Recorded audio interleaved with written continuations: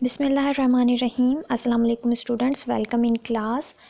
You know very well that we were started about the chapter 3 in which we were study about official books. Official books and introduction of various official books used in pharmacy. And now we will start about the different pharmacopoeias like British Pharmacopoeia and British Pharmaceutical Codex. हमने already pharmacopoeia का introduction, compendia का introduction, classification of drug compendia study कर ली थी अपने previous lectures में, जो कि मैं आज रिपीट करवाऊंगी। फिर हम अपने नेक्स्ट टॉपिक की तरफ चलेंगे हमेशा की तरह। डिफरेंट फार्माकोपियाज क्या मैंने नाम भी आपको लिखवाए थे, पहले रिपीट करवा देती हूँ मैं आपको। फार्माकोपिया क्या होती है, जैसे कि आप लोगों ने याद कर लिया होगा कि फार्माकोपिया का वर्ड फार्माकोन से निकला है, जिसके मीनिंग होते हैं ड्रग, और पियोन का मतलब होता है make. The word pharmacopoeia is derived from Greek word pharmakon, means a drug, and pion means to make. Pharmacopoeia Greek word से निकाला गया है, जिसका मतलब है जिसका हम फार्माकोन कह रहे होते हैं और उसको हम ड्रग से तशबीह दे रहे होते हैं। इसी तरह the book containing the standard of drugs and other related substance are known as a pharmacopoeia and formulary. वो किताब जिसके अंदर ड्रग्स से रिलेटेड इंफॉर्मेशन होती है, उसके स्टैंडर्ड से रिलेटेड, उससे रिलेटेड सब्सटेंस के बारे में तमाम की तमाम डिटेल्ड इंफॉर्मेशन दर्ज होती है, किस तरह वो बने होते हैं, उसकी स्टैंडर्ड वाइज उसके कौन से पैरामीटर्स होते हैं, कहाँ इस्तेमाल होती है, क्या इफ़ेक्ट्स होते हैं, किस तरह इफ़ेक्ट वो शो करती है, कितनी डोज होती है, तमाम की तमाम इंफॉर्मेशन जिस बुक में मौजूद होती है, जिसे हम फार्माकोपिया कह रहे होते हैं। यही हमने प्रीवियस लेक्चर में पढ़ा था। फिर हमने ये पढ़ा था the pharmacopoeia and formulas contain a list of drugs and other related substance regarding their sources, description, test, formulas of preparing, action and usages, dosages, storage conditions. कि फार्माकोपिया के अंदर लिस्ट ऑफ ड्रग होती है, means के drug की list बनी हुई होती है, मेंशन होते हैं डिफरेंट ड्रग्स के नेम जो के ऑफिशियल तौर पर रिकगनाइज्ड हैं। उसके अलावा उन सब्सटेंस के और उससे रिलेटेड सब्सटेंस के और वो सोर्सेज, वो ज़राए जहाँ से वो सब्सटेंस लिए गए हैं, वो ड्रग्स ली गई हैं, उनके बारे में डिटेल्ड इन्फॉर्मेशन होती है।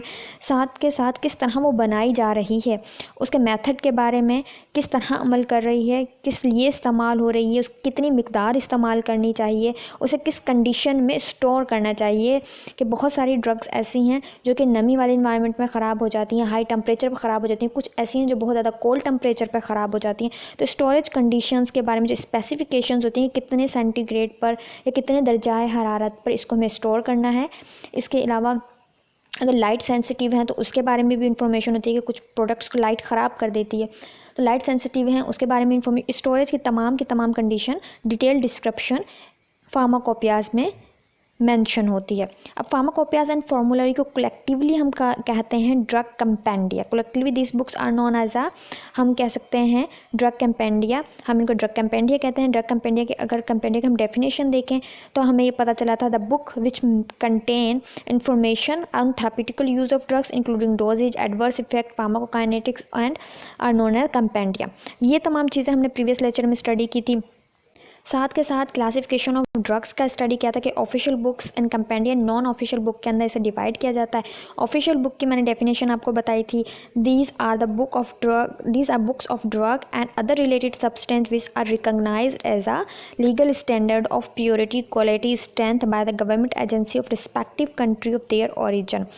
के ऑफिशियल बुक्स ऐसी बुक को कहते हैं जिसके अंदर सब्सटेंस से रिलेटेड तमाम इन्फॉर्मेशन होती है, एक रिकग्नाइज्ड एंड लीगल स्टैंडर्ड रखती है, purity, quality and strength government agency से रिकग्नाइज्ड होती है उसको हम कहते हैं ऑफिशियली बुक। इसके अलावा ऑफिशियली बुक्स के अंदर हम डिफरेंट नाम्स मैंने आपको बताए थे, जिसमें फार्माकोपियाज के नाम है, और फार्माकोपियाज के नाम निहायत इंपॉर्टेंट है इस चैप्टर के अंदर। आपने एज इट इज़ ऐसे ही याद करना है, जिसमें ब्रिटिश फार्माकोपिया था, pharmaceutical codex, British national formulary, United State pharmacopoeia and national formulary, extra pharmacopoeia, international pharmacopoeia, साथ के साथ European pharmacopoeia and Pakistan pharmacopoeia मैंने आप लोगों को बताया था। फिर हमने प्रीवियस लेक्चर में ब्रिटिश फार्माकोपिया के बारे में स्टडी किया। जैसे कि हमने डिफरेंट ऑफिशियल बुक्स के नाम में ये जो 8 नाम मैंने आपको बताया, British pharmacopoeia, British pharmaceutical codex, British national formulary, जिसे BNF भी कहते हैं, United State pharmacopoeia and national formulary, extra pharmacopoeia जिसे मार्टेंडाइल भी कहते हैं, international pharmacopoeia, European pharmacopoeia and Pakistan pharmacopoeia. ये मैंने 8 फार्माकोपियाज़ के आपको नाम बताए जो एज इट इज़ आपको याद करने हैं। फिर इसके बाद मैंने प्रीवियस लेक्चर में ही ब्रिटिश फार्माकोपिया के बारे में भी बताया था। आज क्योंकि ब्रिटिश फार्मास्यूटिकल कोडेक्स के बारे में स्टडी करना है, साथ के साथ ब्रिटिश फार्माकोपिया एंड जो ब्रिटिश फार्मास्यूटिकल कोडेक्स है उसमें डिफरेंस क्या है ये भी हम लोग साथ में पढ़ेंगे। तो हम पहले ब्रिटिश फार्माकोपिया को दोबारा से रीड करते हैं कि ब्रिटिश फार्माकोपिया क्या है। British pharmacopoeia is a source of official standard for drugs in United kingdom and other parts of the world. British pharmacopoeia एक सोर्स माना जाता है, एक source of official standards for a drug के लिए इन अ United kingdom. कि जो British pharmacopoeia में लिखा हुआ है वो एक स्टैंडर्डाइज्ड बात लिखी हुई है और उसी को ये एक स्टैंडर्ड के तौर पे ले रहे होते हैं ड्रग स्पेसिफिकेशंस के लिए। और बहुत सारी चीज़ों को में फॉलो किया जाता है ब्रिटिश फार्माकोपिया में, और दुनिया के बहुत सारे हिस्सों में भी, सिर्फ यूनाइटेड किंगडम में नहीं बल्कि दूसरे ममालिक में भी इसको एज अ रेफरेंस बुक के तौर पर कंसिडर किया जाता है। जैसे कि पाकिस्तान में भी हम बहुत सारी चीज़ों का रेफरेंस ब्रिटिश फार्माकोपिया से ले रहे होते हैं। तो ये एक सोर्स है ऑफिशियल स्टैंडर्ड फॉर ड्रग्स को जानने के लिए या उसका रेफरेंस के लिए। It is also provide knowledge about the standards and methods of analysis of drugs. तो यह क्या है ये? It is also provide knowledge about the standard and method of analysis of drugs. ये साथ के साथ हमें एक इन्फॉर्मेशन प्रोवाइड कर रहा होता है, नॉलेज प्रोवाइड कर रहा होता है किसके बारे में? ड्रग्स के बारे में, ड्रग्स के स्टैंडर्ड्स के बारे में, और किस तरह हम उनके स्टैंडर्ड्स को जांच सकते हैं, उनके एनालिसिस कर सकते हैं, उसके बारे में भी हमें इन्फॉर्मेशन दे रहा होता है ब्रिटिश फार्माकोपिया। तो 1885 के अंदर जो है ये responsibility of publishing the British Pharmacopoeia has rested about general medical council. General medical council को ये रिस्पॉन्सिबिलिटी दी गई कि ब्रिटिश फार्माकोपिया को पब्लिश करे और वक्तन फ़वक्तन उसको एडिशंस को लेके आए दुनिया के सामने, कि ताकि न्यू इनोवेशंस वक्तन फ़वक्तन उसमें ऐड होती रहें और बाकी के जो लोग हैं वो इससे फ़ायदा उठाते रहें। General medical Council has given responsibility to pharmacopoeia commission to prepare new editions of British pharmacopoeia. Right फिर इसके बाद ब्रिटिश फार्माकोपिया में क्या क्या चीज़ें मौजूद हैं, कौन सा डेटा, कौन सी इन्फॉर्मेशन है, उसके बारे में मैंने आपको बताया था कि British pharmacopoeia contain the following data: monograph of drugs लगता है। फिर उसके बाद quality control and quality assurance of pharmaceutical production section of the pharmaceutical industries मौजूद हैं। Quality control test of doses form, quality control test जो है doses form के वो भी इसमें मेंशन होते हैं। मोनोग्राफ ऑफ ड्रग्स का मतलब ये है कि बहुत सारी ऐसी स्पेसिफिकेशंस होती हैं मोनोग्राफ्स के अंदर जिसके अंदर उसके किस लिए यूज़ किया जाता है, उसकी इंडिकेशंस क्या हैं और क्या क्या इफ़ेक्ट शो करिए, किस तरह इफ़ेक्ट शो करिए, सेफ्टी लेवल क्या है, वो तमाम चीज़ें इसके अंदर मेंशन्ड होती हैं। फिर quality control and quality assurance means कि क्वालिटी वाइज बेहतर से बेहतर ड्रग को उसके क्या क्या पैरामीटर्स हैं जो कि एक बेहतरीन हम मेडिसिन बना सकते हैं जिसके अंदर, तो इसीलिए different pharmaceutical production sections industries के अंदर जहाँ दवाइयाँ बनाई जाती हैं उसका जिक्र है ये pharmaceutical production sections of pharmaceutical industries से मुराद है कि इंडस्ट्रीज़ जो फार्मेसी की इंडस्ट्रीज़ हैं जहाँ दवाइयाँ बनाई जा रही हैं वहाँ पे वो इदारा जो दवाई को बनाता है,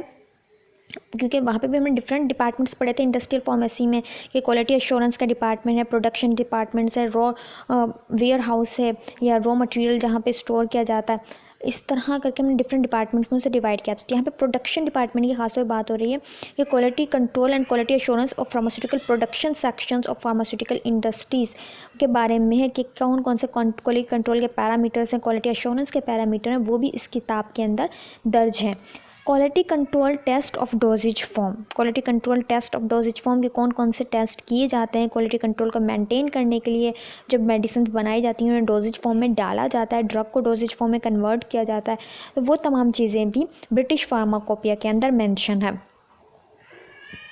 फिर identification and analytical test of drugs भी, आइडेंटिफिकेशन का मतलब है शनाख्त करना और एनालिटिकल टेस्ट ऑफ ड्रग्स का मतलब है कि मेडिसिन के अंदर वो कौन से कंपोनेंट हैं जिसके बारे में, कौन कौन से कंपोनेंट हैं, डिफरेंट कंपोनेंट्स का मजमू होती है एक ड्रग, तो वो कंपोनेंट जो उसमें मौजूद हैं उनके बारे में जानने के लिए डिफरेंट टेस्ट किए जाते हैं जिन्हें एनालिटिकल टेस्ट कहा जाता है। तो इसकी दवाई की शनाख्त करना या ड्रग कंपोनेंट की शनाख्त करना, साथ के साथ उसमें क्या क्या चीज़ें मौजूद हैं उसको जांचने के लिए टेस्ट करना। ये वो कौन से टेस्ट हैं जो किए जाते हैं आइडेंटिफिकेशन के लिए या एनालिटिकल जो टेस्ट हैं उनकी डिटेल भी इस ब्रिटिश फार्माकोपिया के अंदर मौजूद है। वहाँ से आप इसकी इंफॉर्मेशन हासिल कर सकते हैं। तो हम ये कह सकते हैं ब्रिटिश फार्माकोपिया एक भरपूर एक किताब है जिसके अंदर डिटेल डिस्क्रिप्शन दर्ज है ड्रग की हर चीज़ के बारे में, कहाँ से ली गई, क्यों इस्तेमाल हो रही है, किस तरह इस्तेमाल हो रही है, क्या इफ़ेक्ट दिखाएगी, कितनी डोज होगी, क्वालिटी एश्योरेंस के लिए कौन से टेस्ट किए जाते हैं, क्वालिटी कंट्रोल के लिए कौन से टेस्ट किए जाते हैं, प्रोडक्शन मेथड क्या है, फार्मूलाज क्या है, बहुत सारी चीज़ें इस बुक के अंदर हैं। इसीलिए से हम as a reference book consider करते हैं। ये थी ब्रिटिश फार्माकोपिया। इसके बाद हम ब्रिटिश फार्मास्यूटिकल कोडेक्स के बारे में पढ़ते हैं और साथ में ये जानते हैं कि वो ब्रिटिश फार्माकोपिया से किस तरह डिफरेंट है, क्योंकि दोनों ही ब्रिटिश हैं, दोनों ही ब्रिटिश एरिया से में फॉलो हो रही हैं और United kingdom other part of the world इन्हें मान रहा है। तो दोनों में डिफरेंस क्या है और ब्रिटिश फार्मास्यूटिकल कोडेक्स हमें क्या इन्फॉर्मेशन देती है। तो ये है ब्रिटिश फार्मास्यूटिकल कोडेक्स BPC, जो आज का न्यू टॉपिक है। अभी तक हम प्रीवियस टॉपिक को रिपीट कर रहे थे। आज जो हम पढ़ने वाले हैं ब्रिटिश फार्मास्यूटिकल कोडेक्स, या जिसे हम BPC भी कहते हैं, right. British pharmaceutical codex and BPC इन हम कह सकते हैं 1903 में the council of Pharmaceutical Society of Great Britain decide to prepare of reference book for medical practitioner and dispensing pharmacists। 1903 के अंदर pharmaceutical society, council of pharmaceutical society ने ये डिसाइड किया कि हम एक ऐसी रेफरेंस बुक बनाते हैं जो कि मेडिकल प्रैक्टिशनर का मतलब ये है कि उसमें डॉक्टर्स आ जाते हैं, फिजिशियंस आ जाते हैं, जो भी हेल्थ केयर सिस्टम से रिलेट कर रहे हैं और प्रिस्क्राइब भी कर सकते हैं मेडिसिन्स, वो उन लोगों के लिए। और जो डिस्पेंसिंग फार्मासिस्ट है, जो फार्मासिस्ट जो मेडिसिन प्रोवाइड कर रहा है पेशेंट को अकॉर्डिंग टू प्रिस्क्रिप्शन, उसके लिए एक रेफरेंस बुक मानी जाए। मीन्स कि वो वहाँ से रेफरेंस ले सके, मुख्तलिफ चीज़ों के बारे में इंफॉर्मेशन ले सके और एक स्टैंडर्डाइज्ड बुक उसके पास मौजूद हो। तो medical practitioner and dispensing pharmacist, right, medical practitioner and dispensing pharmacist के लिए एक रेफरेंस बुक तैयार करने के बारे में उन्होंने फैसला लिया 1903 में। And the first edition of British pharmaceutical codex was publish 1907, और 1907 के अंदर पहला एडिशन पब्लिश्ड हो गया ब्रिटिश फार्मास्यूटिकल कोडेक्स का। 1903 के अंदर उन्होंने ये डिसाइड किया था कि वो एक रेफरेंस बुक बनाने जा रहे हैं मेडिकल प्रैक्टिशनर के लिए एंड डिस्पेंसिंग फार्मासिस्ट के लिए, और 1907 के अंदर first edition British pharmaceutical codex का पब्लिश कर दिया गया। फिर इसके बाद ब्रिटिश फार्मास्यूटिकल कोडेक्स और ब्रिटिश जो हमारे पास ब्रिटिश फार्माकोपिया है, इन दोनों के अंदर डिफरेंस क्या है, क्योंकि दोनों ही ब्रिटिश से रिलेट कर रही हैं। डिफरेंस क्या आएगा ये देख लेते हैं हम। The British pharmaceutical codex standards for the drug, surgical dressing and pharmaceutical preparations not present in British pharmacopoeia. British pharmaceutical codex के अंदर हमको ड्रग्स के स्टैंडर्ड के बारे में भी पता चलता है, सर्जिकल ड्रेसिंग्स के बारे में भी है कि सर्जरी के दौरान जो जो ड्रेसिंग हम इस्तेमाल कर रहे होते हैं पट्टी करने के दौरान या फिर कट्स को ढांपने के लिए जो जो ड्रेसिंग कर रहे हैं उसके बारे में भी इंफॉर्मेशन उन्होंने दी। एंड फार्मास्यूटिकल प्रिपरेशन के बारे में भी इंफॉर्मेशन दी जो कि नहीं प्रेजेंट थी ब्रिटिश फार्माकोपिया में। ब्रिटिश फार्माकोपिया में अमूमन सर्जरी से रिलेटेड प्रिपरेशन एंड ड्रेसिंग्स के बारे में इंफॉर्मेशन नहीं थी, इसलिए इन्होंने ये वाली किताब, क्योंकि मेडिकल प्रैक्टिशनर्स भी यूज़ कर रहे थे, डिस्पेंसिंग फार्मासिस्ट भी यूज़ कर रहा था, जब मेडिकल प्रैक्टिशनर्स यूज़ कर रहे थे तो उनके लिए इंपॉर्टेंट था वो सर्जरी से रिलेटेड इंफॉर्मेशन भी लें। तो सर्जरी से रिलेटेड इंफॉर्मेशन यहाँ सर्जिकल ड्रेसिंग लाइक जिन्होंने लिखा है तो वो ब्रिटिश फार्मास्यूटिकल कोडेक्स में मिल गई। फिर क्या ब्रिटिश फार्मास्यूटिकल कोडेक्स और क्यों इंपॉर्टेंस रखती है? ब्रिटिश फार्मास्यूटिकल कोडेक्स जो है also contain formula, method of prescription, doses, container and storage condition of preparation which are compounded and dispensed in pharmacy. वैसे तो जो हमारा BP है ब्रिटिश फार्माकोपिया, उसके अंदर भी मुख्तलिफ किस्म की identification and analytical test of drugs मौजूद है, लेकिन इन्होंने कुछ स्पेशल फार्मूलाज उसके अंदर डाले, फार्मूलेशन मेथड, साथ के साथ प्रिस्क्रिप्शन, राइट, साथ के साथ उन्होंने प्रिस्क्रिप्शन मेथड भी मेंशन किया। प्रिस्क्रिप्शन मेथड, एक प्रिस्क्रिप्शन से रिलेटेड जितने भी इशूज़ थे उसके बारे में इन्होंने इन्फॉर्मेशन दी, डोज मिकदार के बारे में, एंड कंटेनर स्टोरेज कंडीशन, किस स्टोरेज कंडीशन के अंदर मेडिसिन को आप स्टोर कर सकते हो, प्रोलॉन्ग्ड जो है टाइम के लिए आप उसे महफूज बना सकते हैं ज़्यादा अरसे के लिए, वो स्टोरेज कंडीशन भी ये ब्रिटिश फार्मास्यूटिकल कोडेक्स में मौजूद थी। और इन्होंने इंफॉर्मेशन दी प्रिपरेशन के बारे में जो कि which are compounded and dispensed in pharmacy, like extemporaneous compounding जो होती है, जो भी किसी हॉस्पिटल फार्मेसी में, कम्युनिटी फार्मेसी में भी हो सकती है, उसमें कंपाउंडिंग के बारे में इंफॉर्मेशन दी, एंड डिस्पेंसिंग के बारे में इंफॉर्मेशन दी, उन प्रिपरेशन के बारे में जिनको हम कंपाउंड एंड डिस्पेंस कर सकते हैं फार्मेसी में, उसकी स्टोरेज कंडीशंस के बारे में, कंटेनर्स के बारे में, डोजेस, प्रिस्क्रिप्शन मेथड्स, ये चीज़ें एडिशनल ऐड की गई जो ब्रिटिश फार्माकोपिया में मेंशन नहीं थी या इतनी डिटेल में मेंशन नहीं थी। इसके साथ साथ British pharmaceutical codex also provide information on the action and uses of drugs. British pharmaceutical codex क्या प्रोवाइड करती, इंफॉर्मेशन प्रोवाइड कर रही थी action and uses of drugs के बारे में, action and uses of drugs के बारे में, एंड देयर अनडिज़ायरेबल इफ़ेक्ट्स के बारे में, precautions and treatment of poisoning के बारे में। ना सिर्फ ब्रिटिश फार्मास्यूटिकल कोडेक्स प्रोवाइड करती है हमें इंफॉर्मेशन कि किस तरह वो दवाई अमल कर रही है, एक्ट कर रही है हमारी बॉडी के ऊपर और किस लिए इस्तेमाल की जा रही है, बल्कि वो ये भी बता रही है ब्रिटिश फार्माकोपिया हमें कि अगर उसके अनडिज़ायरेबल इफ़ेक्ट, जिनको हम साइड इफ़ेक्ट कह रहे होते हैं, एडवर्स इफ़ेक्ट कह रहे होते हैं, जो ऐसे इफ़ेक्ट जो हमें नहीं चाहिए, दो तरह के इफ़ेक्ट होते हैं, एक तो वो इफ़ेक्ट जो हमें चाहिए, जो फार्माकोलॉजिकली चेंजिंग लाकर हमें बीमारी से रिलीफ दे रहे हैं, वो हमारे लिए डिज़ायरेबल इफ़ेक्ट है। लेकिन अनडिज़ायरेबल इफ़ेक्ट से मुराद है उसी के साथ मेडिसिन में हम ले रहे होते हैं कुछ ऐसे इफ़ेक्ट्स भी देखने में आ जाते हैं जो हमारे लिए नाखुशगवार होते हैं और हमें उनकी ज़रूरत भी नहीं होती। लाइक आपने कोई टैबलेट खाई है और उसकी वजह से आपको कॉन्स्टिपेशन हो गई है या आपको प्यास बहुत ज़्यादा लग रही है, ठीक है, ये अनडिज़ायरेबल इफ़ेक्ट है, आपको खाने के बाद उल्टियों के जैसा दिल हो रहा है। तो अगर ये इफ़ेक्ट्स आ रहे हैं तो उनके बारे में भी इसमें ब्रिटिश फार्मास्यूटिकल कोडेक्स में इंफॉर्मेशन दी गई, कौन सी ड्रग, कौन सी मेडिसिन के साथ कौन सा अनडिज़ायरेबल इफ़ेक्ट हो सकता है पेशेंट को। Precaution and treatment of poisoning, अगर पॉइजनिंग हुई है तो उसकी ट्रीटमेंट और उससे कैसे बचा जा सकता है। प्रिकॉशन मतलब किस तरह बचा जा सकता है, कौन सी एहतियाती तदबीर की जा सकती हैं पहले से ही, और उससे पॉइजनिंग से रिलेटेड क्या ट्रीटमेंट की जा सकती है, वो भी इसके अंदर डिटेल में मेंशन है। तो आपको पता चल गया होगा कि फार्मास्यूटिकल जो हमारे पास कोडेक्स है, British pharmaceutical codex and British pharmacopoeia के कुछ पॉइंट्स डिफरेंट हैं आपस में। हमने ब्रिटिश जो फार्माकोपिया था उसके अंदर हमने ये पढ़ा था कि इसमें जो इन्फॉर्मेशन है वो मोनोग्राफ्स ऑफ ड्रग्स से रिलेटेड है, quality control and quality assurance of pharmaceutical production section of pharmaceutical industry से रिलेटेड है, quality control test of doses form से रिलेटेड है, identification and analytical test of drugs से related है। जबकि हम ब्रिटिश फार्मास्यूटिकल कोडेक्स को जब पढ़ रहे हैं तो हमें पता चल रहा है कि ब्रिटिश फार्मास्यूटिकल कोडेक्स के अंदर कुछ एडिशनल इन्फॉर्मेशन ऐड की गई और ये बनाई गई dispensing pharmacist and medical practitioners के लिए, जिसके अंदर प्रोवाइड किए गए स्टैंडर्ड्स ऑफ ड्रग्स के बारे में, सर्जिकल ड्रेसिंग, फार्मास्यूटिकल प्रिपरेशंस के बारे में इंफॉर्मेशन, एंड साथ के साथ हमें प्रोवाइड की गई इंफॉर्मेशन और knowledge about the method of preparation के बारे में, डोजेस, कंटेनर, स्टोरेज कंडीशंस के बारे में, और हम जान रहे थे कि किस तरह चीज़ें स्टोर कर जा सकती हैं।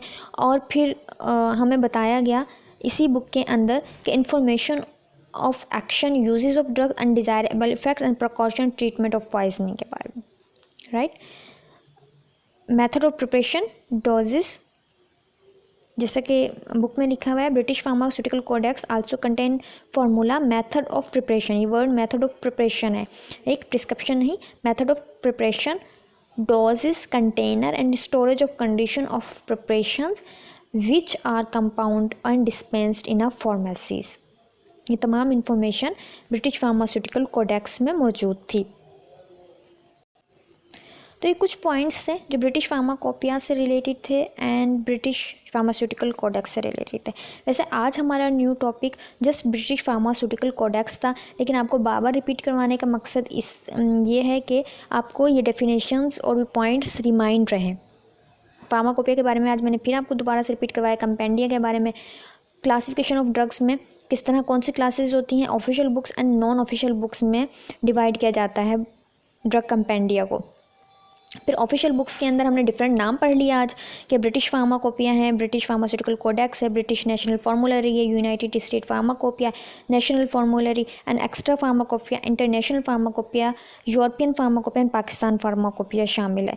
जबकि ब्रिटिश फार्माकोपिया की हमने डिटेल पढ़ी और ब्रिटिश फार्माकोपिया में कौन कौन सी चीज़ें मौजूद हैं, वो कौन सा डेटा, वो कौन सी इंफॉर्मेशन है जो ब्रिटिश फार्माकोपिया के अंदर या इस किताब के अंदर मौजूद होती है। तो ब्रिटिश फार्माकोपिया जो इन्फॉर्मेशन रखता है उसमें monographs of drugs, quality control and quality assurance of pharmaceutical production section of pharmaceutical industries, quality control test of doses form, identification analytical test of drugs. जबकि ब्रिटिश फार्मास्यूटिकल कोडेक्स हमें बताता है about the standards of drug, surgical dressing, pharmaceutical preparation and method of preparations, doses, container and storage conditions के बारे में। इसके अलावा हमें इंफॉर्मेशन देता है action and uses of drugs, there undesirable effect, precaution and treatment of poisoning. ये तमाम पॉइंट्स को आप आज की डेट डालकर राइट डाउन करोगे। प्रीवियस डेट के अंदर तो आपने ब्रिटिश फार्माकोपिया तक लिखा हुआ होगा और उसमें जो डेटा इंफॉर्मेशन है उसके बारे में भी लिखा होगा। आज के लेक्चर के अंदर आप ब्रिटिश फार्मास्यूटिकल कोडेक्स की हेडिंग डालोगे, आज की डेट के अंदर ब्रिटिश फार्मास्यूटिकल कोडेक्स की, जिसे BPC भी कहा जाता है, ब्रिटिश फार्मास्यूटिकल कोडेक्स के बारे में तमाम पॉइंट्स को राइट डाउन करोगे। आपकी बुक में भी मेंशन है, यहाँ पे भी मेंशन है, आप दोनों जगह से देख के लिख सकते हो जहाँ से आपको इजी लगे। समझने के लिए मैंने आपको समझा दिए हैं, इन पॉइंट्स को एज इट इज़ आपको याद करना होगा और साथ के साथ इनको MCQs पॉइंट ऑफ व्यू से भी देख लीजिएगा। इनकी डेट्स को याद रखिएगा कि अगर काउंसिल ऑफ फार्मास्यूटिकल सोसाइटी है तो उसने कब ये डिसीजन लिया था कि वो ब्रिटिश फार्मास्यूटिकल कोडेक्स बनाएगी, तो वो 1903 में लिया था, और कब पहला एडिशन जो है पब्लिश्ड हो गया तो वो 1907 में था। डेट्स को याद रखिएगा और साथ के साथ जो जो चीज़ें इन्फॉर्मेशन दी गई हैं उनको याद रखिए। उम्मीद करती हूँ आपको आज का लेक्चर समझ में आया होगा। अपना ख्याल रखिए, अपनी फैमिली का ख्याल रखिए। अल्लाह हाफिज़।